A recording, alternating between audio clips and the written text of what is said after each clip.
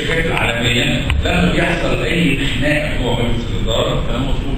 الناس المستقيمه ده انتخابات فرديه وليس انتخابات قائمه. يعني انت الجمعيه العموميه اللي هتختار فرد، فانت ممكن حد من الجبهه الثانيه ينجح معاك او انت تنجح مع الجبهه الثانيه. دي انتخابات فرديه وليست قائمه. مش يعني احنا بيتعمل عندنا ده خارج فردي وليس قائم. فمعنى حضرتك لازم تقول انت داخل في فرد، انت ممكن تنجح من القائمه بتاعتك ومعاك حد تاني، القائمه الثانيه تنجح ينجح بيها بقى الاعضاء، هتعمل هتنسحب انت داخل قائمه فرديه. طيب انا ما عنديش حاجه في الشركه، انا من غير ذكر اسامي انا مساهم في شركات كتير جدا وشركه من الشركات انا مؤسس فيها وصلت الامور لمجلس الاداره كان منفصل وانا ابديت رايي انا اللي انا بفهم فيها، والراي ده لم يؤخذ به نتيجه ان احنا كمجموعه حوالي اقليه في مجلس الاداره، فكان الوضع الطبيعي اللي هو لمصلحه الشركه ان هذه الاقليه تنسحب، وانا استقرت من مجلس الاداره ونتيجه ان انا لقيت التواجد خارج القناعه بتاعتي.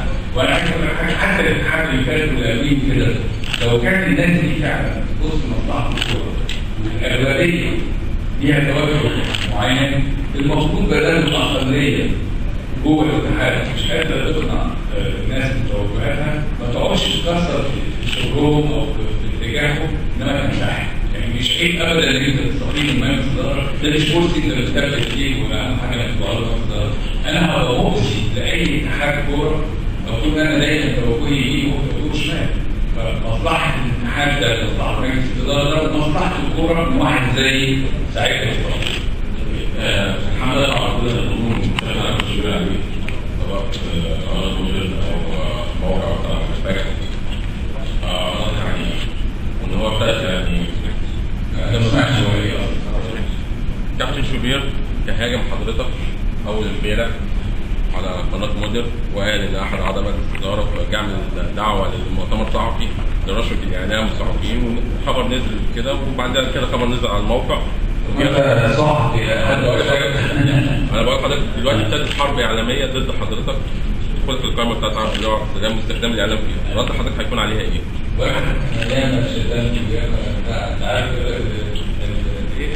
كتير حاجه كده مش عارف كده حاجه كتير يعني النهارده ان انا ارد على اي مؤتمرات او اي مثلا امتحانات بيقلل من معناه انا مش بيقول انا بعتبر ان اي حد عايز يشتري مش في اي حد عايز يدعي علينا اي حاجه غلط، لان على المدى البعيد كل الاشاعات وكل الادعاءات بتضايق. مفيش حاجه ابدا اتقالت علينا مش مظبوطه حتى لما بتنتشر الا وبعد فتره الناس بتحس ان الكلام ده ما كانش مظبوط. يعني تسمع حضرتك حاجه سريعه